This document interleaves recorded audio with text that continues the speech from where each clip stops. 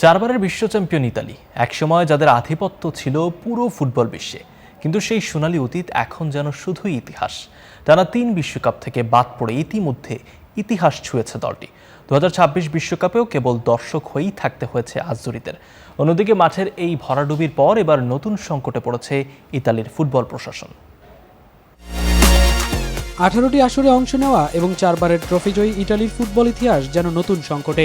এবারের আসরে বাছাই পর্বে 66তম র্যাঙ্কিংয়ের বসনিয়া হার্জেগোভিনার কাছে টাইব্রেকারে হেরে বাদ পড়ে দলটি।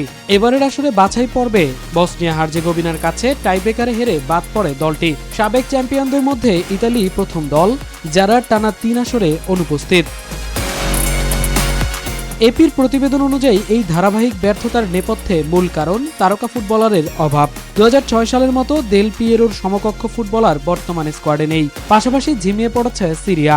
আধুনিক স্টেডিয়ামের ঘাটতি ও বিদেশি ধনকুব ক্লাবগুলোর সাথে আর্থিক প্রতিযোগিতায় পিছিয়ে ক্লাবগুলোর রাজস্ব কমছে। অন্যদিকে ফুটবল ছেড়ে ইয়ানিক সিনারের মতো টেনিস তারকাদের দিকেই ঝুঁকেছে দেশটির তরুণ প্রজন্ম। মাঠের এই বিষাদ ঘুচাতে ইতালি ফুটবল ফেডারেশন ঢেলে সাজানোর পরিকল্পনা করলেও এসেছে নতুন ধাক্কা। টেকনিক্যাল ডিরেক্টর পাওলো মালদিনি ও উপদেষ্টা লিওনার্দো দায়িত্ব নেওয়ার মাত্র 16 দিনের মাথায় পদত্যাগ করেছেন। একটি রুশো বেটিং প্রতিষ্ঠানের সাথে চুক্তির জেরে আন্দ্রেয়া পিরলোকে প্রধান কোচ হিসেবে নিয়োগ দিতে না পারায় এই সিদ্ধান্ত নেন তারা। কোচ নির্বাচনে ব্যর্থতা আর শীর্ষ কর্মকর্তাদের বিদায় এফআইজিসি সভাপতি জিওভান্নি মালাগো পড়েছেন কঠিন চ্যালেঞ্জে। রোবার্তো মানচিনি ও আন্তোনিও কান্তে বা থিয়াগো মোত্তাদের নাম আলোচনায় থাকলেও আসেনি চূড়ান্ত সিদ্ধান্ত। এমন পরিস্থিতিতে 4বারের বিশ্ব চ্যাম্পিয়নদের হারানো গৌরব ফিরে পাওয়া বড্ড কঠিন। মামুনুর রহমান, নিউজ 24।